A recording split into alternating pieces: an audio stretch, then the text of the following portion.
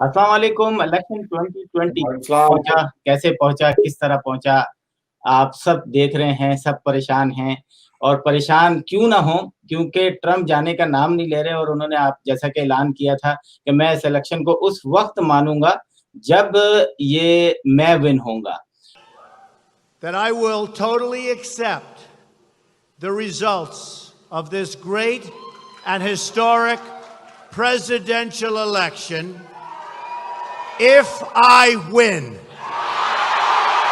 तो आज हमारे साथ जो हैं सैयद वसीमुल हक हैं, जुनैद बशीर साहब हैं, पीटीआई के यूएसए के प्रेसिडेंट हैं, सुखपाल जी हैं और हमें एक और गेस्ट ने ज्वाइन किया, शोएब शाहाब करनी साहब ने। आप सबका बहुत-बहुत शुक्रिया। थैंक यू, शुक्रिया इनवाइट करने का। मैं सबसे पहले सुखपाल जी साहब से पूछूंगा, व्हाइट हाउस के न्यूज़ करेस्पॉन्डेंट भी हैं और कल व्हाइट हाउस भी गए थे और उन्होंने वहां से काफी कवरेज की थी। अब मैंने इनके टीवी चैनल पे देखा, व्हाइट हाउस सन्नाटा पड़ा हुआ था और व्हाइट हाउस के आसपास जो है वो जिस तरीके से उन्होंने दुकानें बंद की हुई थी जॉर्ज टाउन वगैरह में।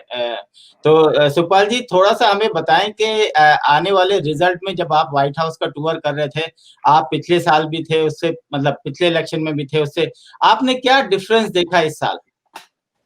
आसिम भाई, आपके सब देखने वालों को और पैनलिस्ट को मेरी आदाब। जो जैसे कि हम देख रहे हैं, व्हाइट हाउस में सिचुएशन जो है वो तो ज्यादा वहाँ मीडिया है जो देखना चाहता है क्या हो रहा है, और व्हाइट हाउस की सिचुएशन अभी तो जैसे खामोशी है, वहाँ देख रहे हैं बड़ी क्लोजली के क्या हो रहा है। अभी थोड़ी देर पहले जो प्रेसिडेंट डोनाल्ड ट्रंप उस दिन के बाद, जिस दिन उन्होंने इलेक्शन नाइट के बाद आज मीडिया को फिर मुखातब किया है और जिसमें उन्होंने फिर वही बात कही है जो वो पहले कहते रहे हैं कि इन वोटों में जो है वो सही काउंटिंग नहीं हो रही है, सही पोलिंग नहीं हो रही है, और जो उनका पहला स्टैंड था वही उनका आज भी है। सो सिचुएशन जो व्हाइट हाउस के बाहर, जैसे आपने भी देखा, तमाम हमारे जो जानने वाले और आपके भी सुनने देखने वाले हैं उनको पता ही है कि 8 फीट ऊंचे जो है वो जंगले लगे हुए हैं और चारों ओर फटे लगा के बोर्डिंग की हुई है बिजनेसेस के कुछ इस तरह का वहाँ हल्ला गुल्ला ना हो। और नो डाउट वहाँ प्रोटेस्ट चल रहे हैं डे 1 से, जिस दिन इलेक्शन हुई उस दिन से अभी तक वहाँ प्रोटेस्ट है, और आने वाले दिनों में हो सकता है कि जिस तरह की प्रेसिडेंट डोनाल्ड ट्रंप की पहले भी कहा गया था और अब भी ये देखने वाली बात है कि ये लोगों को, ये जो आप तस्वीरें दिखा रहे हैं, कल मैं वहां था, जो मैंने खुद देखा है ये सूरत हालात। तो सिचुएशन देखिए, हमारे आप और भी पैनलिस्ट हैं जो सिचुएशन मोर दीज 4 की स्टेट्स में लगी हुई हैं जो मैजिक नंबर की उड़ीक हो रहा है। अगर नोएडा की बात कर लें, पेंसिल्वेनिया की, एरिजोना, जॉर्जिया, नॉर्थ कैरोलिना, तो इनमें से जिस तरह के सूरत हालात सामने आ रहे हैं उसे काफी जिसको कहते हैं कि जबरदस्त मुकाबला है। और हमारे जो पैनलिस्ट हैं वो बताएंगे, अगर मुझे दोबारा मौका मिला तो मैं जरूर आपको बताऊंगा कि क्या सिचुएशन है। बड़े थिन मार्जिन पे लोग इस टाइम देख रहे हैं कि जो मुकाबला चल रहा है। जी, thank you so much Sukhpal ji आपका कि आपने अपने क्योंकि आप लाइव ट्रांसमिशन में कंटिन्यू दुनिया में जो अपने टीवी चैनल के साथ कनेक्ट हैं, आपने हमारे प्रोग्राम के लिए टाइम निकाला। मैं चलता हूँ। मैं माफी चाहूंगा, जैसे शाहाब करनी जी बड़ी मुद्दत के बाद मुझे दर्शन हुए हैं, और अब बाकी भी पैनलिस्ट आपके प्रोग्राम में बड़ी नॉलेज लेके आते हैं, बल्कि मुझे खुद सीखने का मौका मिलता है। बट मैं माफी चाहता हूँ कि मेरा दूसरा प्रोग्राम इंडिया से शुरू होना था, तो मैं नहीं, थैंक यू सो मच आपका। हाँ, इंशाल्लाह फिर मुलाकात होगी। Thank you.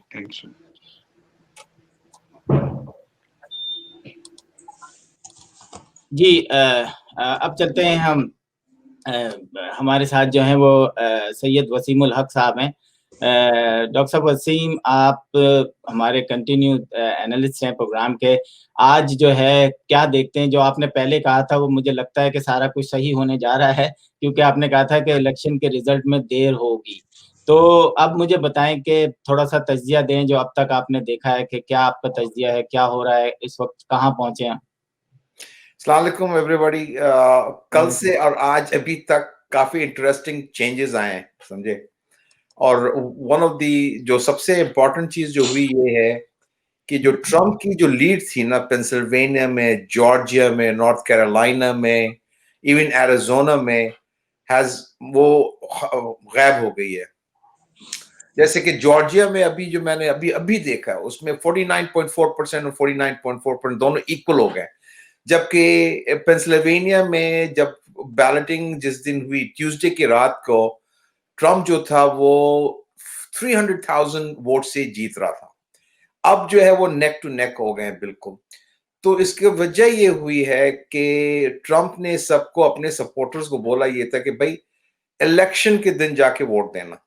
तो दैट्स वाई वो इलेक्शन के दिन जो वोट डले थे वो पहले गिने गए थे, और बाइडेन ने कहा ये था अपने सपोर्टर्स को कि मेल इन करो वोट्स अपने। तो वो सारे अब खुल रहे हैं, समझ गए। तो डेमोक्रेट्स जितने थे उन्होंने मेल इन किया है, रिपब्लिकन्स जितने थे मेजॉरिटी उन्होंने on the day of election vote दिया है। उस वजह से सारे नंबर्स ट्रम्प के पहले ऊपर थे वो कम हो गए। मगर जॉर्जिया जो है वो बहुत ही एक जमाने में बिल्कुल रेड स्टेट होता था ये। एरिजोना जो पिछले इलेक्शन में 2016 election was a red state. तो कुछ लोगों ने ऑलरेडी एरिजोना को they have given it to Biden. CNN ने अभी तक एरिजोना को बाइडेन को भी नहीं दिया है, ठीक है। तो बहुत जो है इलेक्शन का जो रिजल्ट जो है ना वो बहुत ही इंटरेस्टिंग है।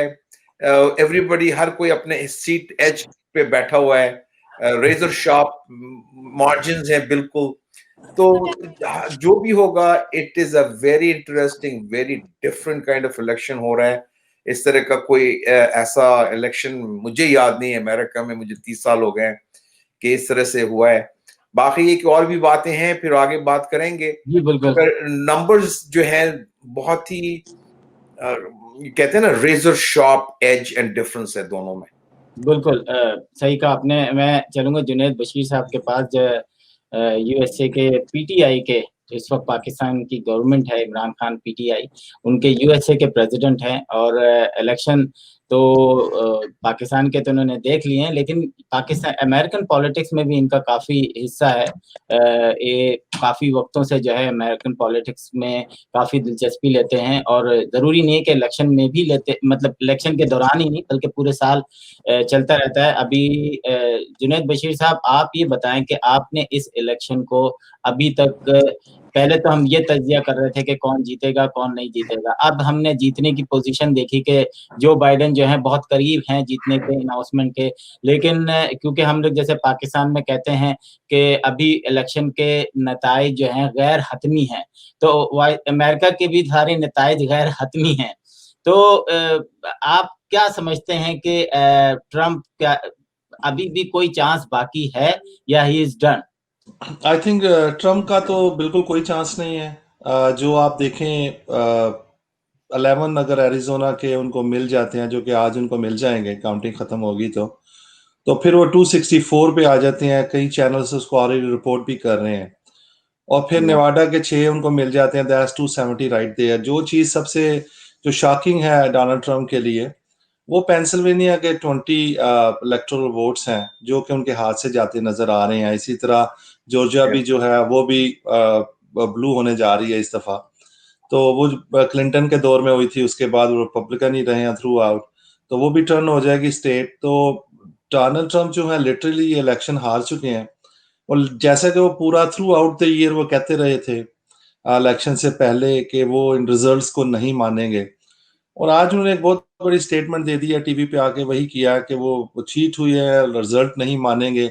बेसिकली वो इंडिकेशन दे रहे हैं वो लोग जो वाइट सुप्रीमेसिस्ट थे, उनको उन्होंने कहा था कि अपनी पहली डिबेट में उन्होंने कहा था कि stand back and stand by.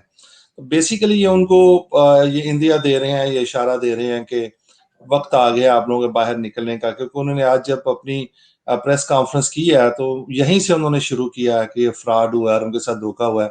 वो जानते हैं कि इलेक्शन हार चुके हैं, क्योंकि जितने भी अर्ली वोटिंग थी मेल इन की, जिस तरह डॉक्टर साहब ने कहा है कि जो बाइडेन तो अपने लोगों को बार बार रिक्वेस्ट कर रहे थे कि अर्ली वोटिंग करें, उन्होंने की, अब उसका रिजल्ट आना शुरू हो गया। तो आप ये देखें जिस तरह जॉर्जिया में भी हो रहा है, जोस्वाना और अटलांटा का स्पर्ब्स हैं सारे, ये टिपिकली वैसे ही डेमोक्रेटिक हैं जैसे ब्लू एरियाज। तो उनका रिजल्ट वहां से जो बाइडेन को रिजल्ट चाहिए 62% जितने वोट अभी आ रहे हैं, तो वो ही इज डूइंग 79-80% वहां पे, उन्हीं के ज्यादा आ रहे हैं। तो अगर ये ट्रेंड चलता रहा तो ये नंबर खत्म हो जाएंगे। जो लीड उनकी 250-300 वोट की लीड पेंसिल्वेनिया से वो खत्म हो गई, 30,000 तक तकरीबन आ चुकी है, वो भी खत्म हो जाएगी। तो इस तरह ये बहुत बड़े मार्जिन से जीतेंगे। लुक्स लाइक 316 या 331 तक चले जाएंगे जो बाइडेन के, बड़ा सारी स्टेट से अगर वो जीत जाते हैं। उनको 270 चाहिए। तो लगता है कि लगता क्या है, क्लियर हो चुकी है डोनाल्ड ट्रम्प से इलेक्शन हार चुके हैं। अच्छा, मैंने अभी कुछ चीजें देखी कि रोड्स पे जो है ना लूजर के ट्रक चलने शुरू हो गए हैं। अब आई डोंट नो कि लूजर कौन है, लेकिन लूजर ट्रम्प का उस पे लिखा आ रहा है, लूजर आता है और साथ पे दूसरी साइड स्लाइड उस पे लूजर ट्रम्प लिखा आता है। मैंने भी देखा आज। अच्छा, एक चीज सिर्फ मैं एक बात बोलना चाहूंगा, पेंसिल्वेनिया में दे आर नेक टू नेक ना, 49% हो गया। 6 बजे शाम में 3 पॉइंट का डिफरेंस था between Trump and Biden. They are equal now. अभी 30,000 वोट्स का फर्क है, लेकिन 2.5 लाख वोट उनके अभी बाकी हैं जो आने हैं। तो दैट इज ह्यूज। मैं शहाब करनी साहब के पास चल जाऊंगा। हमने देखा कि बड़ा ट्विटर और इस पे है कि डोनाल्ड बाइडेन जो है उन्होंने अमेरिकन हिस्ट्री में सबसे ज्यादा वोट लिए हैं, लेकिन इसके बरक्स अगर हम देखें कि रिपब्लिकन में भी डोनाल्ड ट्रम्प ने भी सबसे ज्यादा वोट लिए हैं। अब वो हार जीत का फैसला जब आएगा तो आएगा। शहाब करनी साहब, मैं चाहूंगा कि आप मुझे बताएं, क्योंकि आप खुद रिपब्लिकन हैं, कि आप इस इलेक्शन में ट्रम्प की शिकस्त या फतह उसको किस तरीके से देखते हैं? मैं उस तरीके से देखता हूँ कि ये एंटी ट्रम्प वोट था नंबर 1, प्लस ये कि इश्यूज पे तो कोई इतनी ज्यादा मुझे कहीं नजर नहीं आई। दूसरा ये कि जो ये कौम है, ये मुल्क है, ये पोलराइज हो चुका है।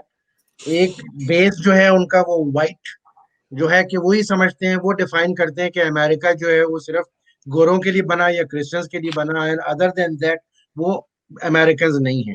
तो उन्होंने अपने बेस के अंदर खेलने की कोशिश की, लेकिन नाकाम हो गए। लेकिन जहां तक रिपब्लिकन पार्टी का ताल्लुक है, उन्होंने हाउस में कांग्रेस में गेन किया है नंबर 1। उन्होंने अभी तक आज की तारीख तक सेनेट को भी होल्ड पे रखा हुआ है, बावजूद इसके के डेमोक्रेटिक पार्टी का और इनका जो कैश इन हैंड की सिचुएशन थी, मिलियंस ऑफ डॉलर का गैप था। और जो डोनर्स थे वो जॉर्ज सोरोस और अ, हमारे ब्लूमबर्ग जैसे लोग, सरमायादार जो है सो कॉल, तो ये कहते जी मेहनत कशों की पार्टी है, तो ऐसी कोई बात नहीं है। तो ये आइडियाज की जंग नहीं थी, ये रंग और नस्ल की जंग थी इस दफा। Thank you. इसका मैं जवाब दे सकता हूँ। अच्छा, चलें आप जवाब दें, इसके बाद हम डॉक्टर सबाहत से पूछेंगे, वो इस वक्त ट्रैवल कर रहे हैं इसलिए। मैं फिर बोलूंगा। शाह भाई अस्सलाम वालेकुम, बहुत दिनों के बाद आपकी नजर आई है। तो मैं ये कहूंगा कि I humbly beg to differ with you about the issues, and there is no doubt कि एंटी ट्रम्प कैंपेन चली है, देयर इज नो डाउट, मगर एंटी ट्रम्प कैंपेन जो है ट्रम्प ने खुद इनवाइट किया है। He did it himself by his attitude. तो मैंने डॉक्टर साहब, सॉरी पता कलामी हो रही है, मैंने कब आपसे डिसएग्री किया उस पॉइंट? मगर इश्यूज पे हुआ है, मतलब कि नहीं, मैं तो एग्री कर रहा हूँ कोरोना वायरस पे और वो हेल्थ इशू पे, रेस इशू पे सारी बहस। वैसे आप दोनों एक ही प्लेटफॉर्म पे, लेकिन प्लेटफॉर्म पर हैं, लेकिन डिफरेंट नंबर्स हैं। प्लेटफॉर्म एक ही है। मैं डॉक्टर सबाहत के पास चलूंगा, हमारे मुस्तकिल तज्जिया निगार हैं, इस वक्त ट्रैवलिंग कर रहे हैं, इसलिए वीडियो पे नहीं है। डॉक्टर सबाहत, आपको बहुत बहुत शुक्रिया। आप सुन रहे हैं? उनका म्यूट पे, उनको अनम्यूट करें। एक मिनट। जी डॉक्टर सबाहत, आपको मेरी आवाज आ रही है?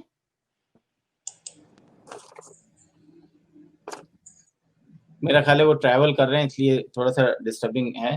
तो नाज़रीन, इलेक्शन में हमने देखा कि पाकिस्तान के अंदर जो है वो जितनी न्यूज़, जो कि आपके न्यूज़ चैनल हैं, जो कि दर्जनों से भी कहीं ज़्यादा हैं, और 40-50 चैनल्स जो ऐसे हैं जो इस वक्त जो हैं वो 24/7 जो है वो यूएस इलेक्शन को जो है वो कवर कर रहे हैं। तो चलें, डॉक्टर सबात आ गए। डॉक्टर सबात, आपको मेरी आवाज़ आ रही है? जी, मैं आपको सुन रहा हूँ। जी, डॉक्टर साहब ये बताएं कि आप खुद आजकल बहुत बिजी हैं कोरोना वायरस के सिलसिले में। जिस हॉस्पिटल में आप हैं, न्यूयॉर्क में थे, तो वहाँ पे भी काफ़ी बिजी हैं। इलेक्शन को यकीनन देख रहे होंगे, डिस्कस कर रहे होंगे अपने डॉक्टर्स कोलीग से भी। तो आप इस इलेक्शन को अभी तक आपने क्या नतीजा निकाला है कि अगर बाइडेन या ट्रंप में को किस तरीके से आप देखते हैं, इनकी विनिंग को किस तरीके से देखते हैं? देखिए, इसमें शुरू से ही प्रेसिडेंट ट्रंप ने एक ऐसा एटमॉस्फेयर क्रिएट किया था, दावत दे रहे थे कि अपने सारे मुखालफिन को कि वो इकट्ठे हो जाएं और इनको अमेरिकन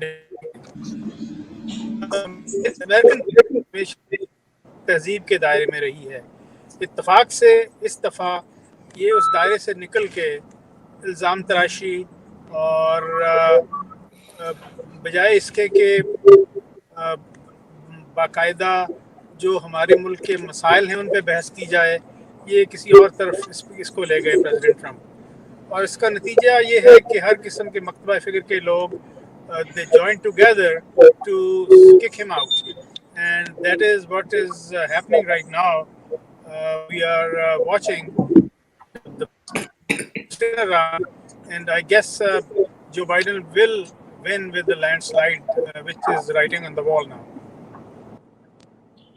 चले, ठीक है, ये आपका तज्जिया था। जुनैद बशीर के पास जाऊँगा।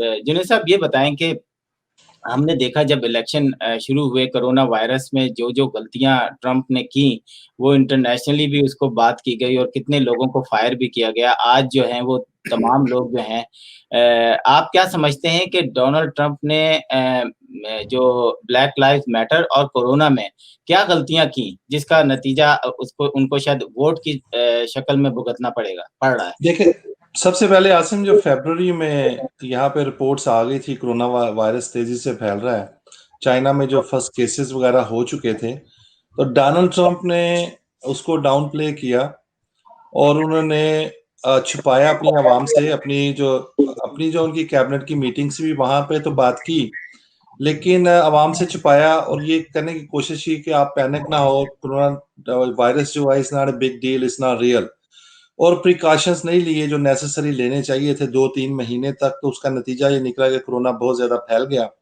और जो दुनिया की वाहिद सुपर पावर है और इतने ज्यादा रिसोर्सेज हैं और इस कंट्री में, और अगर यहाँ पे 2 लाख से ज्यादा लोग की मौत हो जाती हैं चंद महीनों में, तो ये बहुत बुरी चीज है। एक तो उनके लिए भी है जिनके घर में ये वफात हुई, अमवात हुई, और दूसरे जो इंटरनेशनल लेवल पे जो जगहंसाई हुई है अमेरिका की, उससे भी बहुत फर्क पड़ा। तो लोगों के ये भी ज़हन में बात थी। आई थिंक ये भी एक रीजन है कि उनको वोट कम पड़े। काफी रिपब्लिकन है, वो भी उनसे खुश नहीं थे। और दूसरी एक तो ये मेन उनकी वजह थी। दूसरी जो ब्लैक लाइव मैटर फैक्टर है, उसमें देखेंगे जो अफ्रीकन अमेरिकन हैं, ये इतने ज्यादा परसेंटेज वाइज जाएं तो ये इतने ज्यादा नहीं है जो रजिस्टर्ड वोटर 11-12% बनते हैं, लेकिन इस दफा ये सारे बहुत ज्यादा एक्टिव हो गए, इकट्ठे हो गए इस सिलसिले में। खासकर जो अफ्रीकन अमेरिकन खवातीन थी, उनमें बहुत रिवेंज था, वो भी उन्होंने भी वोट डाले हैं। तो ये पहली दफा हिस्ट्री में हुआ। देखें, पिछले इलेक्शन में 2016 में तकरीबन 90 मिलियन लोग ऐसे थे रजिस्टर्ड वोटर जिन्होंने वोट ही नहीं डाले। अब आप देखिए कि इस दफा जो था 100 मिलियन लोगों ने अर्ली वोटिंग कर दी बाय मेल, और जो दूसरे अर्ली थे एब्सेंटी बैलेट्स। तो मेरा ख्याल है बहुत ज्यादा फर्क पड़ा है, लोगों ने ज्यादा वोट डाले। और डोनाल्ड ट्रंप के हारने की एक ये भी वजह है कि दो ये बहुत बड़े फैक्टर्स थे। बाकी जो उनके इकोनॉमिक और दूसरे रीजन है और वो भी हैं, लेकिन इन्होंने ये जो अब मेरा ख्याल है कि अपने पाँव पे खुद कुल्हाड़ी मारी है इन दो जो आपने बताई हैं चीजें उनकी वजह से। हाँ, मेरे साथ अनवर इकबाल साहब हैं। मेरा नहीं ख्याल कि इनका तारुफ कराना जरूरी है। डॉन न्यूज से ताल्लुक है और आज जो है वो बिजी लाइफ गुजार रहे हैं। क्योंकि लाज़िम बात है कि पाकिस्तान में जो है वो हर कोई चाहता है और फिर ये अपने चैनल के हवाले से और फिर उसके बाद दूसरे चैनल्स को भी जो है वो अपडेट रखते हैं वाशिंगटन से। आपका बहुत-बहुत शुक्रिया अनवर इकबाल साहब हमारे प्रोग्राम में आने का। बहुत मेहरबानी आसिम साहब आपकी। अनवर भाई आप थके हुए लग रहे हैं, लेट के बात कर रहे हैं। बहुत थक गया हूं यार। कल 13 चैनल्स पे था, आज 12 चैनल्स वाह तो पागल हो गया, फुर्सत ही नहीं मिल रही थी।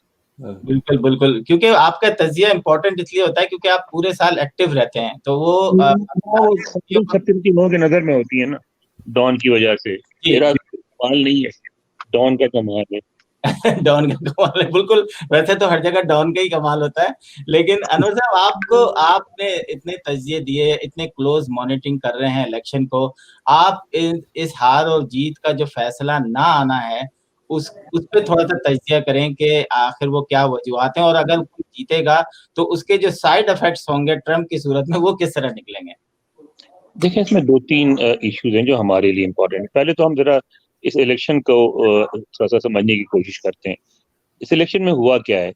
आपने देखा कि रिकॉर्ड वोट्स पड़े हैं। यानी सदर ट्रंप जो है, उनको तकरीबन 70 मिलियन वोट्स पड़े हैं, ठीक है? और 73 मिलियन वोट्स पड़े हैं जो बाइडेन को। यानी अगर आप जो बाइडेन को 1 मिनट के लिए निकाल दें, तो सदर ट्रंप जो हैं, वो अमेरिका में जो बाइडेन को छोड़ के सबसे ज़्यादा वोट लेने वाले सदारती उम्मीदवार बन गए। अब ज़ाहिर है जो बाइडेन उनसे आगे हैं, तो नंबर 1 जो बाइडेन है और नंबर 2 ट्रंप है, ठीक है?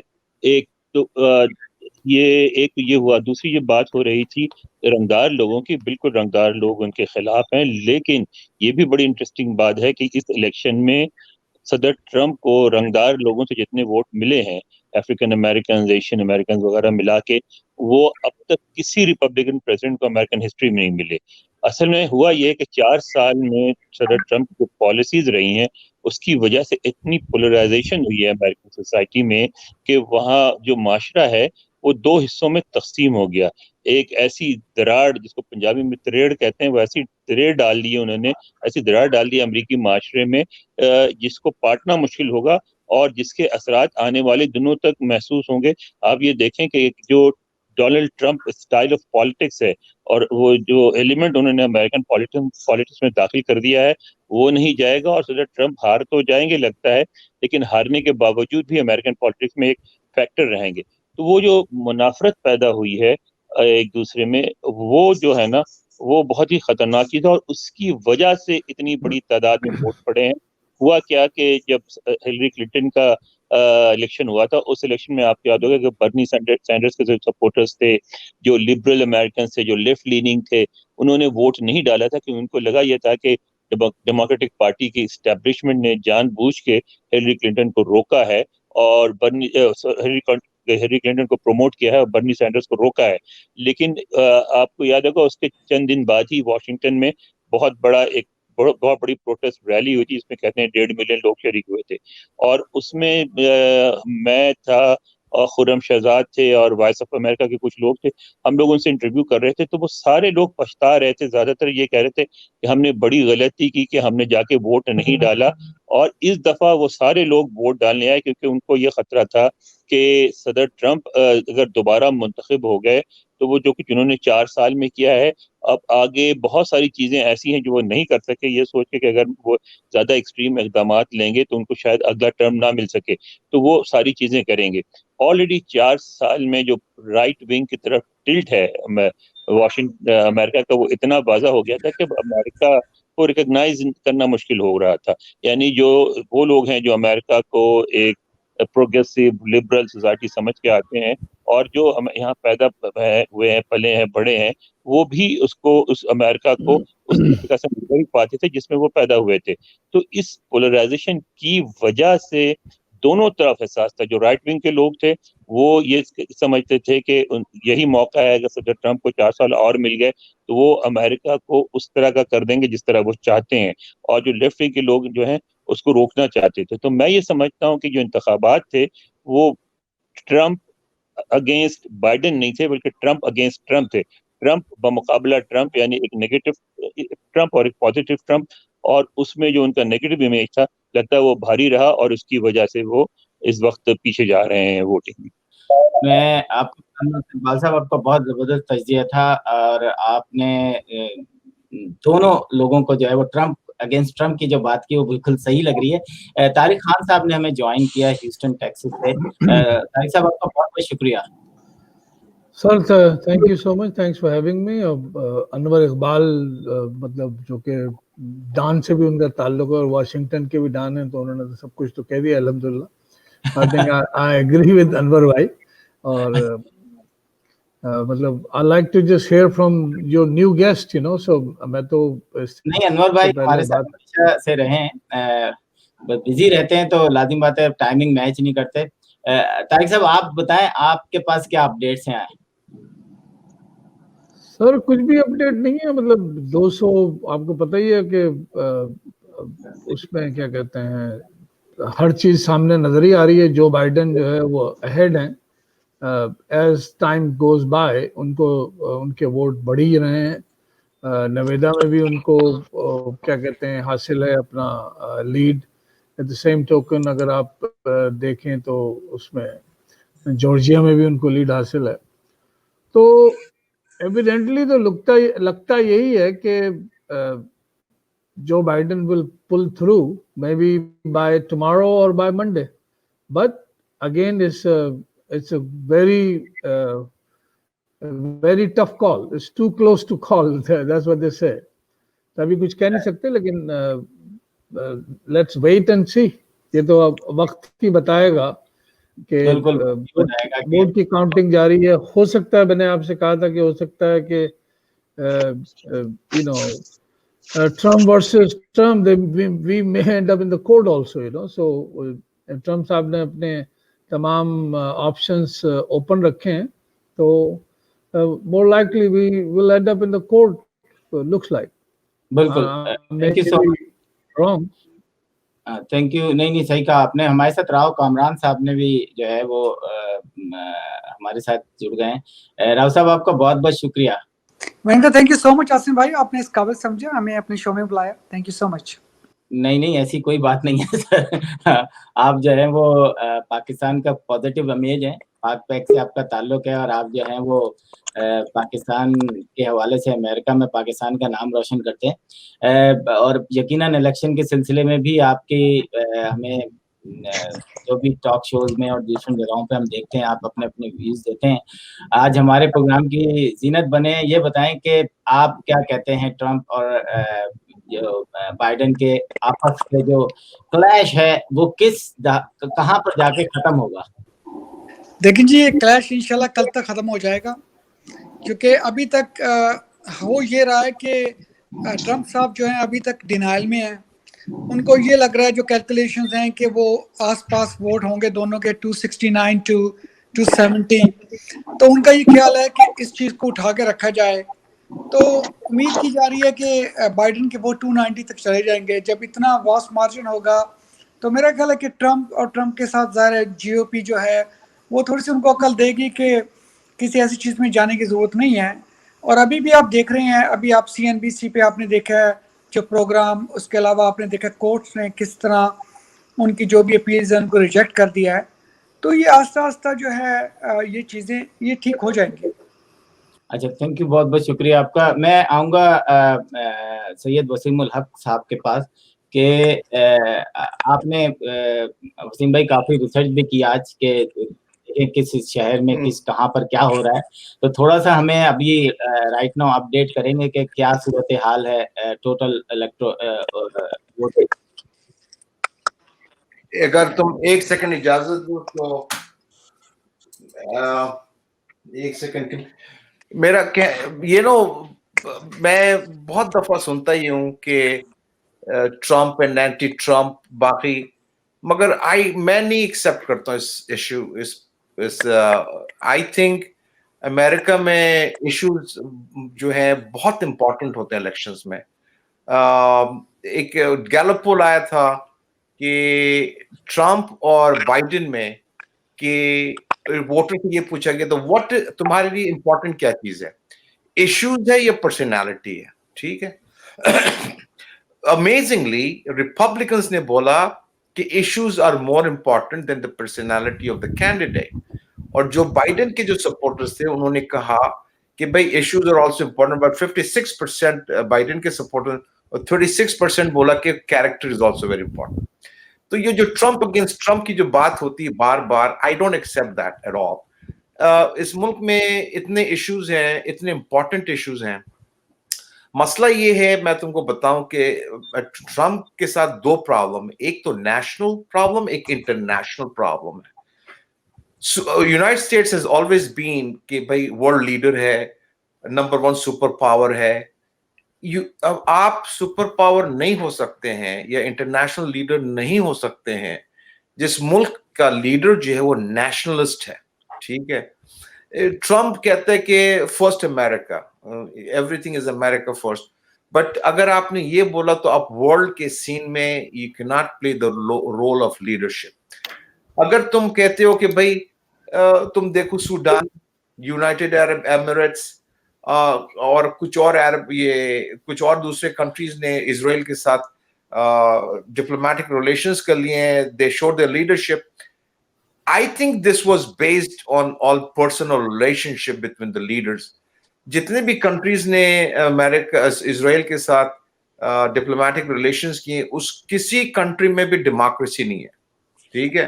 जैरेड कुशनर का personal relationship with the crown Prince of Saudi Arabia, the relationship में खुल के बोलूंगा साफ साफ, ये सऊदी अरेबिया का मोसाद के साथ जो रिलेशनशिप है, इट्स वेरी स्ट्रॉन्ग। तो ये कि ट्रम्प जो है इसलिए अब लोग उसके अगेंस्ट वोट दे रहे हैं। Of course Trump has destroyed अपनी पर्सनालिटी और character by his own doing, मगर issues are very important in this country. मेरे लिए issues are very important as well. मैं आप तुमको बताऊं, आई एम अ फिजिशियन। शुरू में जो ट्रम्प ने पॉलिसीज कर रहा था कोरोना वायरस के लिए was not a bad deal, मगर बीच में जून में जाके ये बिल्कुल पटला खा गए। उल्टी सीधी बातें करने लगा, फौजी के बारे अगेंस्ट बात करने लगा, डॉक्टर जो लेडी बर्क वो उसके अगेंस्ट अजीब बात करने लगा। माने वो है ना, he is not a kind of a guy who can work as a team player. और वो टीम प्लेयर नहीं होने की वजह से सारा इसका जो होता है प्रोग्राम सब it goes down the drain. ये मसला होता है। इन द मीन टाइम तुम बात करो, मैं देखता हूँ स्टैटिस्टिक्स, लेटेस्ट क्या स्टैटिस्टिक्स। Okay, thank you. हमारे साथ जो है वो खान फारूक साहब भी आ गए, आपको वेलकम करते हैं खान फारूक साहब। जुनैद बशीर के पास में चलूंगा। एक क्वेश्चन इनके साथ ये है कि हमने देखा कि पाकिस्तानी कम्युनिटी इस दफा हमें बटे हुए नजर आए, यानी ट्रम्प के साथ भी काफी लोग थे और बाइडेन के साथ भी, जबकि अगर हम 4 साल पीछे जाएं तो हमें रिपब्लिकन बहुत कम मिल रहे थे कि अगर हम किसी से साउंड बाइट लेना भी चाहें तो वो हमें नहीं मिलती थी, लोग डर रहे हुए थे। लेकिन इस दफा खुल के पाकिस्तानी हमें नजर आए और बड़े बड़े शोज करते हुए नजर आए, फंड रेजिंग करते हुए आए।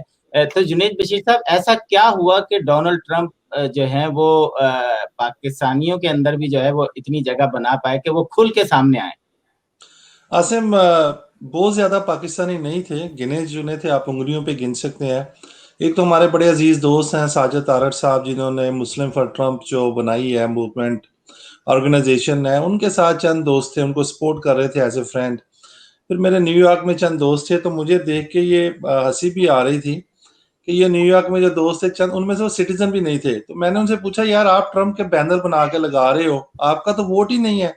यहाँ भी चंद लोग ऐसे थे, तो कहने लगे यार डेमोक्रेटिक साइड पे तो सबने कब्जा कर रखा है, तो वो हमें दूसरी साइड पे जाए, थोड़ी सी प्रोजेक्शन हमें भी मिलेगी।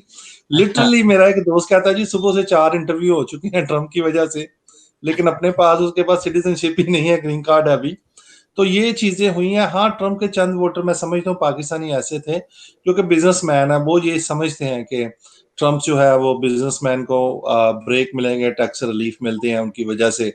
हाल ही में जिन्होंने स्टिमुलस पैकेज में जो पीपी के लोन दिए हैं उनको, उसकी वजह से भी उनके चंद सपोर्टर थे, लेकिन वो आटे में नमक के बराबर हैं। मेरा ख्याल है, आई डोंट नो, अनवर भाई विल नो मोर बेट, ज्यादा पता होगा उनको, लेकिन मेरा ख्याल है कि आई वुड से कि 95% से भी ज्यादा जो पाकिस्तानी अमेरिकन है वो नेचुरली वो डेमोक्रेटिक ही हैं।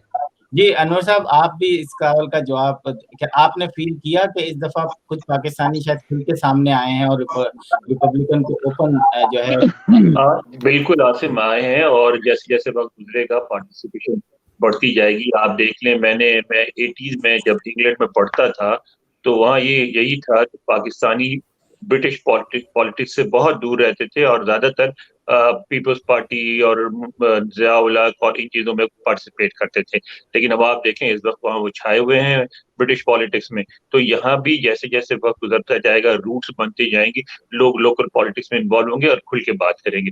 मैं दो बातें करना चाहता हूँ। एक तो ये कि मैंने जो बात की थी, मैं ट्रंप के कैरेक्टर की बात नहीं की थी, मैंने उनके नजरियात की बात की थी, जो उन्होंने राइट विंग टिल्ट दिया है उसकी बात की थी, लिबरल अमेरिका की बात की थी, पॉलिसीज की बात की थी कि पॉलिसीज जो उनकी थी वो पसंद थी, और जो इलेक्शन हुआ उनकी या नापसंद थी, और इलेक्शन की पॉलिसीज के हवाले से हुआ। दूसरी बात यह कि पता नहीं आप इस पे बात करेंगे या नहीं करेंगे, लेकिन मैं समझता हूँ हमें इस पे भी बात करनी चाहिए कि अगर बाइडेन आ जाते हैं तो बाइडेन के आने से पाकिस्तान में क्या फर्क पड़ेगा, पाकिस्तान के बारे में जो अमेरिका की पॉलिसीज हैं क्या उनमें क्या फर्क पड़ेगा, और अगर ट्रंप ही रहते हैं तो क्या किस तरह की कंटिन्यूएशन होगी। तो अगर आप इससे भी कोई सवाल करें तो उस पर भी गुफ्तगू कर लेंगे। बिल्कुल, मैं चाहूंगा कि डॉक्टर वसीम के पास जाऊं, वो को भी एक जगह जाना भी है, लेकिन मैं चाहूंगा कि जो बिल्कुल अपडेट न्यूज है, मैं चाह रहा हूँ लेटेस्ट जी लेटेस्ट न्यूज दें प्लीज। लेटेस्ट न्यूज ये है कि पेंसिल्वेनिया में 49.7% ट्रंप है, 49.1% बाइडेन है। They are neck to neck. North Carolina में 50.1% ट्रंप है, 48.7% बाइडेन है। जॉर्जिया में 49.4% एंड 49.4%, दोनों इक्वल हैं बिल्कुल। नेवाडा में Trump has gone down, 48% Trump है, 49% बाइडेन है। तो ये जो है ना, जो बैलेट जो जिस तरह जानी ने बोला ना, बैलेट जो मेल इन बैलेट्स खुल रहे हैं, एंड उसमें जो है Biden will go further up. And I think कि अगर मेरा होता कैलकुलेशन, अकॉर्डिंग माय कैलकुलेशन, अगर नेवाडा जीत गया Biden, then the game is over. It doesn't need Pennsylvania, Georgia, North Carolina at all. Okay, thank you. बिल्कुल दुरुस्त। Okay, मेरे तरफ से अल्लाह हाफिज, अस्सलाम वालेकुम टू एवरीबॉडी। इंशाल्लाह फिर मुलाकात होगी। Thank you. वालेकुम अस्सलाम। खान फारूक साहब, मैं आपके पास आऊंगा कि मैं चाहूंगा सेम क्वेश्चन जो मैंने सबसे पूछा है, इन 2-3 दिनों में आपका क्या एक्सपीरियंस है। मुख्तलिफ शोज में हमने देखा आप बड़े जबरदस्त तरीके से जो है वो अपना तजज़िया, हम चाहेंगे कि आप बताएं ये ट्रंप और बाइडेन का मुख्तसर कि आपका क्या तजज़िया। जी सर, हमारी जो तज्जिया भी है और कुछ हमारी ऑब्जर्वेशन ये है कि डेमोक्रेट्स ने बड़ी सख्त कसम खाई है कि इस दफा गलती नहीं करनी। सोने का तो बिल्कुल सवाल ही पैदा नहीं होता, और एस्टेब्लिशमेंट का बहुत बड़ा हिस्सा ट्रंप साहब की मुखालिफत में अपनी जगह पर खड़ा है, और ट्रंप साहब बहुत रिस्की काम कर रहे हैं कि अगर वो एक अदना से मुलाजिम को भी अगर वो कायल करते हैं कि उनके हक में जरा सी भी कोई धांधली करे वोटिंग में, तो उनके ऊपर इल्जाम लग के बिल्कुल बेड़गरक हो जाएगा। अलबत्ता एक बड़ी हैरत की बात यह है कि इतनी डिवीजन पैदा करना, एक नेशनल मूवमेंट का कयाम करना अमेरिका में डेमोक्रेटिक वैल्यू से हटकर, ये सारा कुछ ये हो कैसे गया।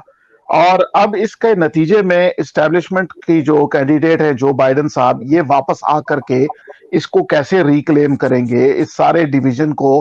अगर आज शाम की उनकी आप गुफ्तगू सुनते तो उन्होंने प्रेसिडेंशियल टोन में ये कहा है कि हमने इलेक्शन तो लड़े हैं पार्टीजन बेसिस पे, मगर मैं सदर जो है ना अवाम का होऊंगा, सारे अमेरिकन का। तो अमेरिका को जो हीलिंग के लिए जो गुंजाइश चाहिए, उसके अंदर सिर्फ ये ट्रंप साहब का हटना ही जरूरी नहीं है, कुछ और अवामिर भी इसके अंदर आएंगे। आपका एक सवाल आपके नाजरीन से था कि पाकिस्तानी हजरात जो ट्रंप साहब को सपोर्ट कर रहे हैं, उनकी पॉलिटिकल मोटिवेशन क्या है, क्या वो फाइनेंशियली मोटिवेटेड है, या उनको कोई शऊर आ गया है कि देखो ट्रंप साहब की वजह से अकलियतें बहुत मजबूत हो गई, क्योंकि नफरत की वजह से अकलियतों को जुड़ने का मौका मिला। जिस तरह कई थिंकर्स के नजदीक पाकिस्तान के बनने से हिंदू एक हो गए, यानी एक समझ रहे ना इसको, काउंटर एक नैरेटिव होता है ये। तो ट्रम्प साहब दोबारा हुकूमत में आते, मुसलमानों पर पाबंदियां लगाते, अमेरिकन से अफाम हबशियों को बुरा भला कहते, वो और आपस में जुड़ जाते, फिर लेस्बियन गे राइट्स वाले भी हो जाते। ये एक इफेक्ट अखज किया जा सकता है ट्रम्प साहब की ताकत में आने से। मगर जहां तक मैंने वॉशिंगटन डीसी के अंदर इंटेलिजेंस एजेंसीज के अंदर, एस्टैब्लिशमेंट के अंदर, FBI के अंदर, CIA के अंदर, मिलिट्री के अंदर से जो चैटर मैं सुनता हूं, जो हमारा काम है एटमॉस्फेरिक्स को जमा करके एनालाइज करने का, सारे के सारे लोग जो है वो इस एक बात पर हैं कि अपने मसाइल बिल्कुल है, अपने इश्यूज हैं, मगर हमें उनको इस तरीके से डील नहीं कर रहा जिस तरीके से जो मोमेंटम ट्रम्प साहब ने लिया था। क्योंकि उनके तमाम साथी आप देखें जिन्होंने उनको हुकूमत में लाया था, वो उन पर सबके ऊपर इस वक्त पर्चे कटे हुए हैं। ठीक है, वो सब के सब किसी ना किसी केस के अंदर उनके साथ हैं। और अब आगे की नई एडमिनिस्ट्रेशन के लिए आपको पता 20-20 आदमियों ने एक दिन में तकरीबन कमोबेश इस्तीफे दिए, जॉब छोड़ी थी एस्टेब्लिशमेंट डिवीजन में। तो एक केओस की जो कंडीशन थी अंदरूनी, वो पूरी दुनिया के लिए भी ठीक नहीं है, अमेरिका के लिए तो बिल्कुल ठीक नहीं है, एनवायरमेंट के लिए ठीक नहीं है, मिडिल ईस्ट के लिए ठीक नहीं है। इसराइल ने उन लोगों से दोस्ती की है जिनके साथ इसराइल का कोई झगड़ा ही नहीं था। ठीक है, ये जो बहरीन वाले हैं, दुबई वाले, अब ये सिर्फ पॉलिटिकल रेज़्यूमे पे चमकने के लिए तो बहुत अच्छा था, मगर देखें उसका इफेक्ट कुछ भी नहीं पड़ा। इवेंजेलिकल को जो वोट उनसे एक्सपेक्टेड थे, इवेंजेलिकल ने ठीक है एक हिस्से में उन्होंने दिया है, मगर बहुत सी जगहों पे उन्होंने मना कर दिया था कि ये जो है इनको हमने अब दोबारा वोट नहीं देना। तो मेरा ये प्रिडिक्शन पहले भी थी कि केस हल होगा अदालत से। ये मेरी अपनी एक फीलिंग है कि लॉयर्स की टीम्स को, जो तारिक खोकर साहब ने भी उन्होंने पैसे दिए हैं ना वकीलों के एक ग्रुप को चैलेंज करने के लिए, उन्होंने भी पैसे दिए हैं वकीलों के एक ग्रुप को कि आपने चैलेंज करो। उन्होंने चैलेंज भी किया है, मेरे ख्याल है उन्होंने आज चैलेंज भी किया है या ऐसा बयान दिया है कि हम एक जगह पे काउंटिंग को चैलेंज कर रहे हैं। तो पहले से ये स्ट्रेटेजी बनी हुई थी कि कोर्ट में ले जाएंगे, स्टेट कोर्ट के अंदर से फिर आगे सुप्रीम कोर्ट तक लेके जाएंगे, जहां पर लोग ये कहते हैं कि जी वहां पर बायस्ड जजेस बैठे हैं। ठीक है होगा, मगर कानून और कॉन्स्टिट्यूशन असल में ऊला है यहाँ पर। तो मेरी अपनी राय में यह है कि फैसला थोड़ा सा शायद मुअख्खर हो जाए, और क्योंकि जैसे अभी किसी ने कहा था डॉक्टर साहब ने कि जो पहले से वोट आए हैं ना ट्रकों के हिसाब से, वो वोट बड़ा वो काउंट करेगा वो।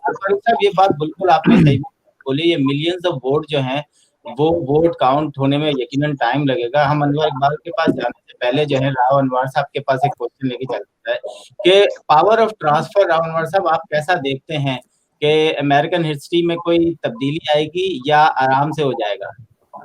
देखिए जी, ये तो एक नैरेटिव क्रिएट किया गया था। होता ये है कि आपने देखा कि जो ट्रम्प साहब हैं वो हर तरह के गेम खेल रहे थे। उनमें एक गेम ये भी थी जो पंजाब के देहातों में इस जमाने में खोली जाती थी कि जो गुंडा होता था वो इस तरह का एक नैरेटिव, एक दहशत तारी कर देता था कि अगर मैं ना जीता मैं तो खेत खलिहान जला दूंगा और इस तरह करके। तो उससे एक हमेशा एक कुत्ता होता है वोटर्स का कि जो डर भी जाता है, दब भी जाता है और वो प्रेशर पे आ भी जाता है।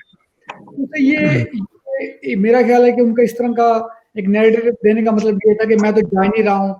जब लोगों को पता चला इसने जाना ही नहीं है तो फिर वो जो स्विंग, एक डेलिकेट स्विंग जो होता है वो फिर उनकी तरफ जा सकता है, लेकिन ऐसा नहीं हो सका क्योंकि ज़ाहिर है जो काउंटर नैरेटिव है वो भी बहुत स्ट्रॉन्ग है।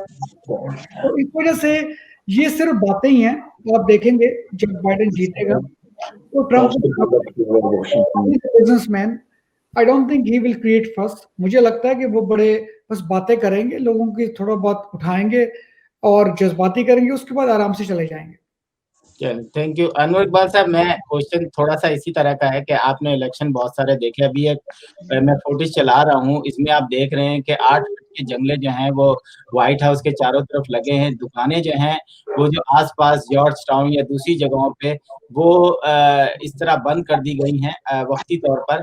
तो ये चीज आपने पहले कितनी दफा देखी है और अब आप, सेम क्वेश्चन यही है कि आप पावर ऑफ ट्रांसफर में देखते हैं कहीं तशद्दुद शामिल होगा या आसानी से हो जाएगा? देखें, जहाँ तक बिजनेसेस का ताल्लुक है, बिजनेसेस जो बिजनेसमैन होता है उसका दिल कमजोर होता है, वो रिस्क नहीं ले सकता।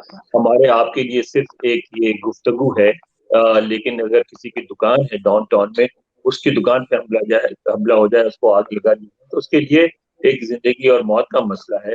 तो वो तो जाहिर है हमेशा प्रिकॉशन लेता है, और बिल्कुल खतरा था और खतरा है, अब भी वायलेंस हो सकता है। जो एक तरफ मसलन ब्लैक लाइव्स मैटर वाले हैं वो, और अगर दूसरी तरफ ट्रम्प के जो डाई हार्ड सपोर्टर्स हैं उनका अगर आमना सामना हो जाए तो क्लैशेस भी हो सकते हैं। लेकिन मैं डॉक्टर साहब की बात भी करता हूँ कि सदर ट्रम्प बयान बहुत देंगे, अभी 2-4 और सख्त बयान आएंगे उनके, लेकिन जैसे ही बात वाजे होगी, क्योंकि 2 बातें हुई हैं, एक तो मिशिगन में और एक पेंसिल्वेनिया में, आपने देखा उनके जो 2 लॉ सूट्स हैं उनको अदालत ने इंटरटेन करने से इनकार कर दिया। फिर सुप्रीम कोर्ट में भी गए थे वहां, और वहां भी उनको ये कहा गया कि आपकी बात तो सही है, लेकिन इसमें कानून की क्या खिलाफ वर्जी हुई है, आप ये बताएं, कौन सा इलीगल काम हुआ है? अगर इलीगल काम नहीं हुआ है तो हम कैसे मुदाखलत कर सकते हैं? तो मेरा ख्याल है कि उसके बाद सदर ट्रम्प जो है प्रोटेस्ट करके और मान लेंगे नतीजे को, और पावर ट्रांसफर पावर जो है आराम से हो जाएगा, और उसके बाद मगर वो पॉलिटिक्स में मौजूद रहेंगे और एक अपना हिस्सा अदा करते हैं। थैंक यू अनूप इकबाल साहब, बिल्कुल सही, जबरदस्त, बिल्कुल सही फरमाया। आपकी बात से सारे लोगों ने मेरा ख्याल है एग्री कर लिया है कि ऐसे ही होने वाला है। तो आइंदा देखते हैं। मैं तारिक भट्ट साहब के पास तारिक खान साहब के पास जाऊंगा। तारिक खान साहब, ये बताएं कि एग्जिट होने के बाद आप क्या देखते हैं कि ट्रम्प साहब के ऊपर क्या मुकदमात की भरमार होगी, या वो मुल्क से चले जाएंगे थोड़े टाइम के लिए? सर देखें, ये तो क्या कहते हैं, ये तो अपनी उनकी सवाबदीद है। रिपब्लिकन पार्टी और डेमोक्रेटिक पार्टी के जो मतलब हेड हांचोज हैं, जो मतलब बेसिकली इस मुल्क के मूवर्स एंड शेकर्स लोग हैं, मतलब वो उसको फैसला करेंगे। और मैं समझता हूँ कि इंशाल्लाह काम आराम से क्या कहते हैं अंजाम पाएगा। और एक दफा ट्रम्प को देखें, इस वक्त जो सिचुएशन ये है कि जॉर्जिया में 99% वोट आए हैं और ट्रम्प जो है 3500 वोट आ गए हैं। इस तरीके से पेंसिल्वेनिया में 90% वोट आ गए हैं और ट्रम्प जो है 42% आ गए, 42,000 वोट से आ गए हैं। इस तरीके से फ्लोरिडा 99% इन, ट्रम्प इज 74,000 आ गए हैं। अब आप आ जाएं जो बाइडन की, तो जो बाइडन एरिजोना में 90% वोट्स आए हैं और जो बाइडन 46,000 वोट्स अहेड है। और अब नवेदा पे कल तक जो लीड थी वो 8,000 की थी, आज लीड जो है 12,000 की हो गई। तो ये बड़ा क्लियर कट चीज जारी है कि जो बाइडन को सिर्फ अगर नवेदा ही मिल जाए तो गेम इज ओवर। 270 उनको इलेक्ट्रो वोट मिल जाएंगे। तो भी याद नहीं कि किसने कहा, लेकिन किसी ने भी अभी किसी ने मतलब बहुत ही साहिब समझ और जादीदा इंसान ने एक बात कही थी कि ट्रम्प जो है डिनाइल में है, लेकिन he will realize कि उनके डिनाइल के मोड से बाहर निकलेंगे। और मतलब ट्रम्प भी मतलब, लेकिन ये ट्रम्प अकेले तो नहीं है, ट्रम्प के साथ पूरी रिपब्लिकन पार्टी है। और क्या कहते हैं, ये तो पार्टी के फैसले होते हैं। ट्रम्प जब तक प्रेसिडेंट हैं, अपने एग्जीक्यूटिव ऑर्डर्स निकालते रहेंगे। हो सकता है कुछ दिन और कर लें वो, लेकिन end of the day it will come down to the Republican Party and Democratic Party, and they will sit down and reconcile everything and make a decision what is best for the interest of our country, United States of America. And I think that will prevail. जैसे मैंने पहले भी कहा था कि जो आइन की बालादस्ती है इस मुल्क में, ऐसा कोई अंधे नहीं लग रही है कि अगर कोई फैसला ट्रम्प साहब के खिलाफ हो गया तो वो उसको बोलेंगे नहीं जी मैं नहीं मानता। और सर ये कोई नाउजुबिल्लाह कोई अंदरून सिंध नहीं है, अंदरून पंजाब नहीं है। आपने अच्छी, ये मैं इंतजार कर रहा था, आप एक एनालॉजी, एक पॉइंट निकालेंगे रेफरेंस का। जबरदस्त। एक्चुअली मेरा अगला कोई कानून है यहाँ, कोई कुलिया है, कोई अल्लाह का मेहरबानी है। अच्छा, मेरा अगला क्वेश्चन जो है वो अनवर इकबाल साहब से भी यही होगा, लेकिन मैं जॉनी बशीर साहब से जरूर पूछूंगा, क्योंकि पूरे अमेरिका में जो यूएस के पीटीआई के प्रेसिडेंट हैं और प्रेसिडेंट के बाद कितने इख्तियारात होते हैं, लेकिन ये हमारी खुशकिस्मती कि वर्जीनिया का जो है 50 स्टेट में जो है वो पीटीआई का जो है वो प्रेसिडेंट है। मैं चाहूंगा जनरल बशीर साहब आप ये बताएं कि बाइडेन के जीतने से पाकिस्तान यानी में आपकी हुकूमत है, क्या देखते हैं आपके पाकिस्तान में कोई तब्दीली आएगी? पाकिस्तान के फंड्स जो बंद किए हैं, जो इन लोगों का आर्मी के हवाले से, लॉ एनफोर्समेंट के हवाले से जो कॉन्ट्रैक्ट ब्रेक हुए हैं, क्या वो तमाम चीजें जो हैं वो सही होंगी? क्या ख्याल है? असम इसका जवाब देने से पहले मैं थोड़ा सा तारिक खान साहब ने जो फरमाया था ना, जो पेंसिल्वेनिया वगैरह में, तो मैं ये बताऊं कि बेशक डोनाल्ड ट्रंप अभी आ गए हैं 30,000 वोट, लेकिन देखिए अभी 2.5 लाख वोट अभी बाकी हैं जो अभी नहीं आए, और वो 2.5 लाख वो वोट हैं जो इलाका है उनका फिलाडेल्फिया का, जो सबर्ब का है, जहाँ पे हैवी डेमोक्रेटिक पॉपुलेशन है। सेम थिंग जॉर्जिया का भी है, वो भी जो इलाका अटलांटा स्वेना का है वहाँ भी सारे डेमोक्रेट्स हैं। तो ये चीजें जो है ना, वैसे तो डोनाल्ड ट्रंप का अगर एरिजोना जीत जाते हैं तो सिर्फ उनको नेवाडा ही चाहिए। इट लुक्स लाइक कि वो इसके साथ पेंसिल्वेनिया और जॉर्जिया और एक दो स्टेट्स भी पिक करेंगे उसके साथ, तो अच्छे मार्जिन से जीतेंगे अगर ये ट्रेंड कंटिन्यू रहता है। Just wanted to add that. दूसरा जो आपका क्वेश्चन है, देखिए पाकिस्तान पे जो IMF पे जो पाबंदी लगी फरवरी में, मैं समझता हूँ अगर पाकिस्तान की अगर खारजा पॉलिसी अच्छी हो, और पहले तो 2 साल ऐसे भी गुजरे थे पिछली हुकूमत में कि हमारे पास फॉरेन मिनिस्टर ही नहीं थे, तो अगर पेशावर मोहम्मद कुरैशी साहब भी काम करते हैं, उनकी अच्छी रिलेशन रही है इसमें डोनाल्ड ट्रंप के जो बाइडेन के साथ, तो एक तो ये चीज़ है, एक तो IMF की तरफ से थोड़ी सी नरमी मिलने के चांसेस हैं, जो कि कम चांसेस है डोनाल्ड ट्रंप के दौर में, क्योंकि Donald Trump is more nationalist, जैसा कि फरमाया आपने। दूसरी चीज़ है कि एक तो ये चीज़ है, दूसरा जो पाकिस्तान FATF की जो ग्रे लिस्ट में है उससे भी उनके लिए निकलना ज़रूरी है। उसके लिए अगर हमारी वही खारजा पॉलिसी अच्छी रहती है तो ये चीज़ हो सकती है। एक और बड़ी पुरानी चीज़ जो है, जो ईरान के साथ वो जो सस्ती गैस और ऑयल के वो चीज़ कई दहाइयों से पड़ी हुई है पेंडिंग, BIT का, वो भी अगर इस पे भी काम किया जाए तो ये चीज़ें हो सकती हैं। क्योंकि जो मैं देख रहा हूँ कि जो बाइडेन जो हैं वो सुलझू किस्म के, और वो इस तरह के वो इतने अग्रेसिव नहीं होंगे टुवर्ड्स इंटरनेशनल पॉलिसी जिस तरह डोनाल्ड ट्रंप रहे हैं, कि वो हर किसी से लड़ाई लड़ते रहे हैं, अमेरिका फर्स्ट की बात करते रहे हैं। तो अगर हमारी खारजा पॉलिसी अच्छी हुई और ये दोबारा मौका मिल रहा है पाकिस्तान को, they can build good relations with United states. तो इंशाल्लाह देखिए आगे क्या होता है। Thank you so much Anwar Iqbal साहब। आपसे कहूंगा कि पाकिस्तान अमेरिका के ताल्लुकात बाइडेन के बाद आप कैसे देखते हो, फिर क्लोजिंग रिमार्क्स भी दे दीजिएगा, क्योंकि मैं चाहूंगा कि सबसे मैं एक मिनट की क्लोजिंग रिमार्क करूं, लेकिन आप जो हैं इसी बात ये मैं इसी पे कंक्लूड कर दूंगा। देखें, हम मसाइल को जरा अलग अलग लेते हैं। सबसे पहले मैं एक पॉजिटिव जिसकी उम्मीद है उससे बात शुरू करता हूँ, और वो है जिसकी तरफ जॉनी बशीर साहब ने भी इशारा किया, वो है ईरान। आपको याद होगा कि जो ईरान के साथ न्यूक्लियर एग्रीमेंट था, उसको एग्रीमेंट को बनाने वाले और उसको उस पर साइन करने वाले, सारे सब इम्प्लीमेंट करने वाले वो ओबामा एडमिनिस्ट्रेशन के लोग थे। उसमें बाइडेन साहब जो है उनका भी एक रोल था। तो उनकी कोशिश होगी कि जो ईरान न्यूक्लियर एग्रीमेंट है वो रिवाइव हो जाएगा, कर लेंगे। और जब वो रिवाइव होगा तो जाहिर है फिर ईरान पे जो सैंक्शंस लगी हैं वो सैंक्शन भी रिलैक्स होंगी।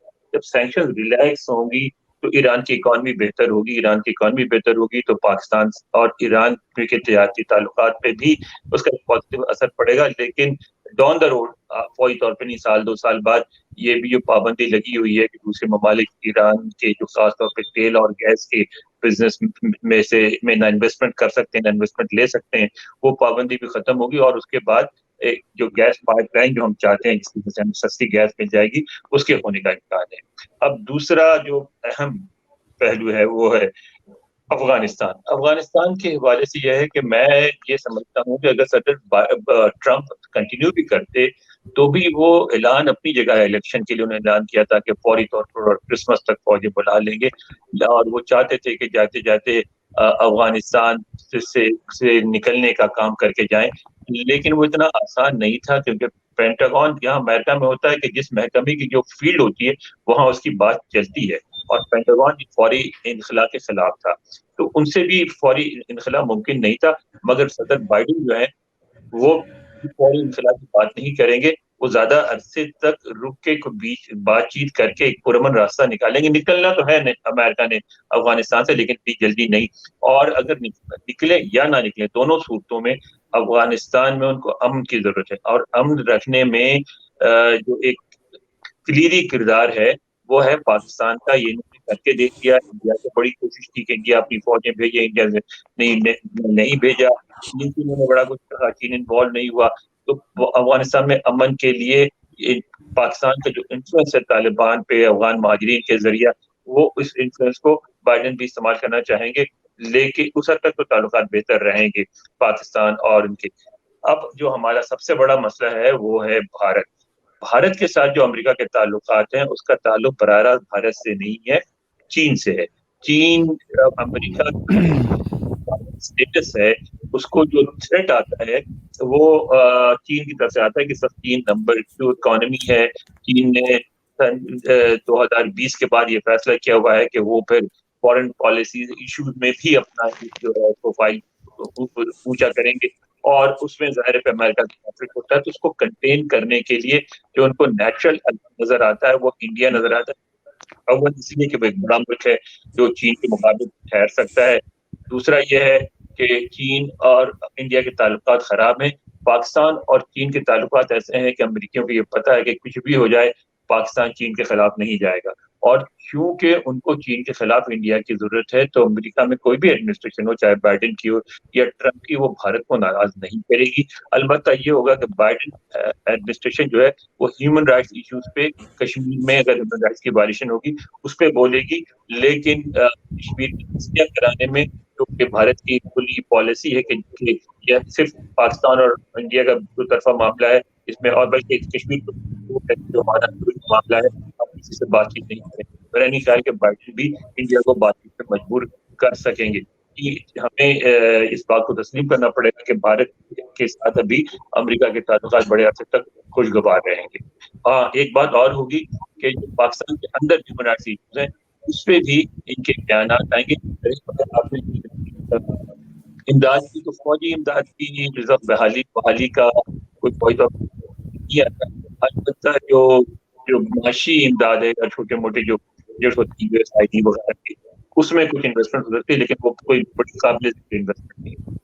अच्छा अनवर साहब, एक और चीज का थोड़ा सा वो तजिया कर दें कि जो बाइडेन साहब हैं, इनके ताल्लुकात जो हैं हमारे ex prime minister, president Zardari और दूसरे लोगों से बड़े अच्छे रहे हैं। हमने देखा कि काफी तस्वीरें पुरानी निकल कर आई हैं। तो आपको लगता है कि इससे कोई फर्क पड़ेगा पाकिस्तानी पुराने ताल्लुकात से नए वजीर सदर? ताल्लुकात कहाँ होते हैं आसिम?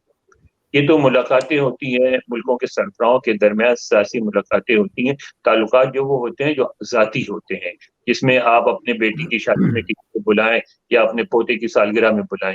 ये तो एक मुल्क के सरबराह की हैसियत से ताल्लुकात होते हैं और वहीं ख़त्म हो जाते हैं। ये किसी के ज़ाती ताल्लुकात नहीं होते और इन ताल्लुकात से कोई फ़र्क नहीं पड़ता। अगर ज़ाती ताल्लुकात किसी के थे पाकिस्तान से और पाकिस्तानियों से, तो वो थे सदर ओबामा, जिन्होंने अपना जिक्र भी किया था अपने ताल्लुकात का। ये भी कहा था कि उन्होंने पाकिस्तानियों से दाल कीमा बनाना सीखा और पाकिस्तान में जाकर रहे और वहाँ के अखबार पढ़ते थे, ये वो सारा कुछ।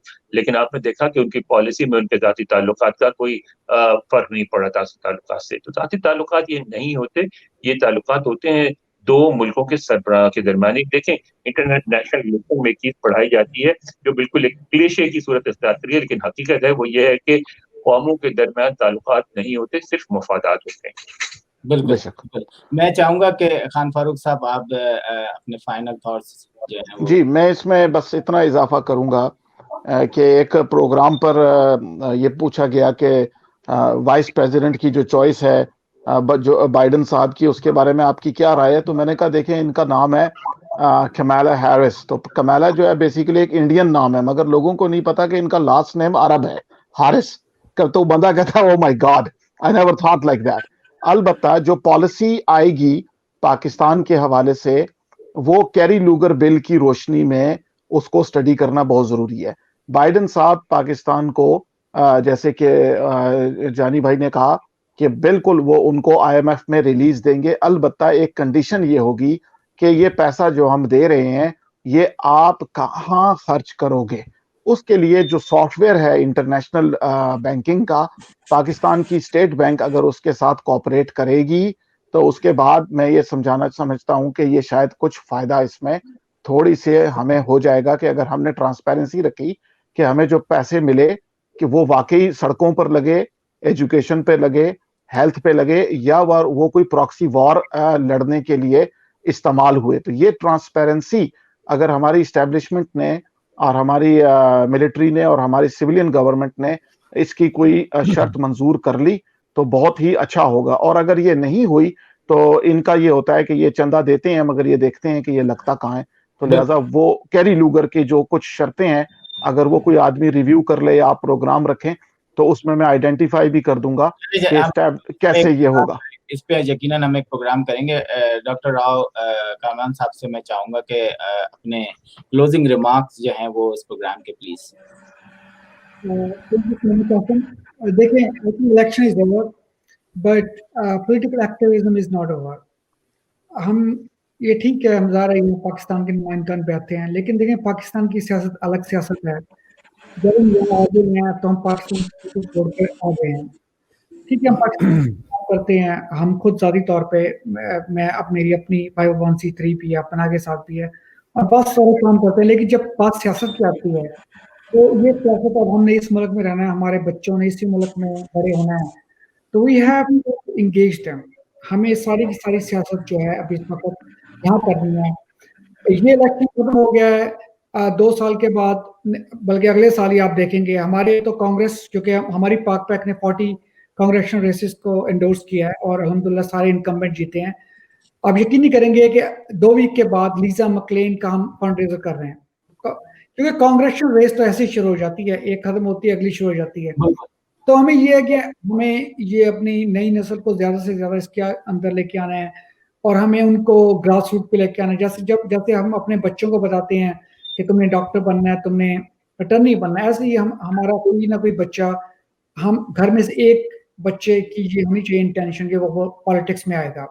मेरा कंक्लूडिंग रिमार्क्स है, जो शशि थरूर जो कि बहुत पढ़े लिखे और एनालिस्ट हैं इंडिया के, उन्होंने बड़ी मजे की बात की थी कि उन्होंने कहा जब कमला हैरिस वीपी बनेंगी या उनके लिए नॉमिनेट हुई हैं तो आज से पहले हर इंडियन माँ बाप अपने बच्चों को कहते थे कि तुम डॉक्टर नहीं बने हो या तुम वकील नहीं बने हो।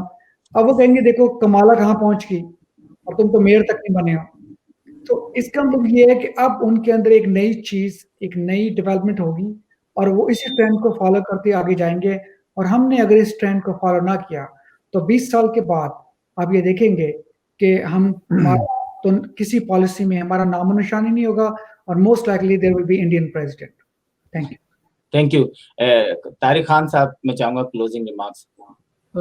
देखिए जी, डॉक्टर राव कामरान अली साहब ने जो बात कही मैं उससे एग्री करता हूँ कि इन्होंने मतलब इंडियन अमेरिकन ने अपना एक बड़ी प्लानिंग रखी हुई है कि they have planned to have at least 100 congressmen and women in USA और मेरे ख्याल से 5-6 तो इनके आ गए हैं और आहिस्ता आहिस्ता मतलब they are penetrating into it by funding it, by lobbying it। अच्छा, हम बदकिस्मती से हम हर चीज़ में पीछे हैं। मैं खान फारूक साहब ने भी जो बात जो कही, कैरी लूगर बिल में जो है ना चेक एंड बैलेंस है, they want to make sure कि if they fund Pakistan, they will see where the fund is applied। तो वो भी है। और मैं इनकी क्या कहते हैं, जॉनी बशीर साहब ने एक बात कही थी फॉरेन पॉलिसी की। सर, फॉरेन पॉलिसी पाकिस्तान की मतलब यहाँ पे लॉबिंग करने का सिलसिला, किसी में कोई चीज़, इस मामले में हमारी गवर्नमेंट बहुत पीछे, बहुत बिहाइंड है। इस दफ़ा कम से कम पाकिस्तान मिशन थोड़ा एग्रेसिव होकर काम कर रहा है। Spoke to doctor Mariam Sheikh, उनकी कुछ ना कुछ एक्टिविटी रोज़ होती है, हर हफ्ते मुनीर अकरम साहब भी कुछ कर रहे हैं। तो बहरकैफ हमें बहुत ज़्यादा गवर्नमेंट लेवल के ऊपर, फॉरेन पॉलिसी के ऊपर, लॉबिंग के लिए हमें बहुत काम करना। देखें, बात यह है कि how you represent your self and present your case. आपको उनके सामने जाके बताना है कि how important Pakistan is for America and they know it. तो अगर जब तक आपकी लॉबिंग स्ट्रांग नहीं होगी, आपकी मशीनरी सही से काम नहीं करेगी, आप जैसे कि अभी आपने बात की थी कि जी बड़े पाकिस्तानियों के इनके साथ तस्वीरें हैं जो बाइडन के साथ, इन लोगों के साथ, तो देखिए जी वो सारा फोटो सेशन है। अब जहाँ तक बहुत सारे लोग, ये जो आपकी जो कमाला देवी हैरिस साहिबा जो इनके साथ भी लोग खड़े होकर तस्वीरें खिंचाएंगे, तो तस्वीरें खिंचवाने फोटो सेशन का मतलब ये नहीं होता कि उनके ताल्लुकात हो गए या उनसे कोई आप फायदा ले लेंगे, तो इट्स नॉट दैट इजी। लेकिन एट द सेम टोकन हमारे लिए मफादात देखे जाते हैं ना, एक दूसरे के मफादात जुड़े हुए हैं, मैंने अपने मफादात देख के फैसला करना है। जी हाँ, दैट्स इट, ये दिस इज माय कमेंट कि अब we need to be very strong representing our case in front of America and have good relations with Joe Biden, Kamala Harris, foreign office, जो भी हम कर सकते हैं हमें अपने तौर पे करना है। हमारी डिप्लोमेसी बड़ी स्ट्रांग होनी चाहिए, हमारी लॉबिंग बड़ी स्ट्रांग होनी चाहिए। बिल्कुल बिल्कुल। आखिर में मैं जुनैद बशीर साहब के पास जाऊंगा कि क्लोजिंग रिमार्क्स जो हैं। जी, मैं वही मोहतरम तारक खान साहब की बात को वहां से कंटिन्यू करूंगा। देखिए, लॉबी ज़रूरी है, लेकिन जो एज ए पाकिस्तानी अमेरिकन हम फॉरेन कंट्री के लिए लॉबी नहीं कर सकते अनलेस के हमारे पास उसका लाइसेंस हो या हम जस्टिस डिपार्टमेंट में रजिस्टर्ड हों, और उनका जो फेडरल एक्ट है फारा, उसके अंदर रजिस्टर होना बड़ा ज़रूरी है। माजी में आपने देखा कि हमारे बड़े मोहतरम दोस्त डॉक्टर निसार चौधरी साहब वाशिंगटन से, उन्होंने पाकिस्तान की लॉबी की, यहाँ पे थिंक टैंक से मिले और पाकिस्तान ने उनको 17 इम्तियाज़ भी दिया, लेकिन जब वो जस्टिस डिपार्टमेंट की नज़रों में आए तो वो अरेस्ट भी हुए और उनको सज़ा भी हुई, 1-2 साल की हाउस अरेस्ट था उनका। तो उसकी वजह से काफ़ी लोग डिस्करेज हुए। हम भी जब पीटीआई में यहाँ करते हैं काम, जैसे कि पीटीआई वाहिद पार्टी है जो जस्टिस डिपार्टमेंट के साथ रजिस्टर्ड है और मैं भी रजिस्टर्ड एजेंट हूँ, तो एज ए रजिस्टर्ड एजेंट अगर हम कोई काम करते हैं तो हमें जस्टिस डिपार्टमेंट को रिपोर्ट भेजनी पड़ती है हर 6 महीने बाद, हमारी जो पॉलिटिकल एक्टिविटी है। और उसमें ये भी होता है कि अभी मैंने रिपोर्ट भेजी है कि हम फलां कांग्रेसमैन फलां सेनेटर से इस डेट को मिले थे। We don't have to tell them कि क्या बात हुई, या फिर वो अगर जब उनके पास डेट्स आ जाती हैं तो हमें रजिस्टर करना पड़ता है क्या बात हुई है, तो हमसे पूछ सकते हैं। सो दे वांट टू नो कि ये जो अमेरिकन हैं ये फॉरेन गवर्नमेंट के इसके लिए क्या काम कर रहे हैं। तो मैं ये समझता हूँ कि पाकिस्तान गवर्नमेंट की ये जिम्मेदारी है कि यहाँ पे एक फर्स्ट ऑफ ऑल एक लॉबिंग फर्म हायर करें। पाकिस्तान की कोई लॉबी नहीं है। पाकिस्तान एम्बेसी को जो $1 मिलियन का बजट मिलता है, अगर वही बजट जो है 1.5 मिलियन का कर दें या 2 का करें, और सालाना और एक जो है एक लॉबिंग फर्म उनके पास होनी चाहिए, और जब वो फर्म रजिस्टर होगी फिर उसके अंदर हम जैसे लोग भी अगर रजिस्टर्ड भी नहीं, आप लॉबिंग फर्म के साथ काम कर रहे हैं तो पाकिस्तान के हक में काम कर सकते हैं। इधर ये होता है कि अगर आप कई लोगों को इस चीज़ का पता नहीं है, और आज का हर बंदे वाच भी हो रहे होते हैं, हमारे कई डॉक्टर हजरात भी हैं, अपना के भी हैं, यहाँ के लोकल लोग भी हैं, फोटो सेशन के लिए जाते हैं, पाकिस्तान की पॉलिसीज पे बात कर लेते हैं और उनको ट्राई टू कन्विंस कांग्रेसमैन या सेनेटर को कि ये पाकिस्तान के हक में ये बात करें, ठीक है ना।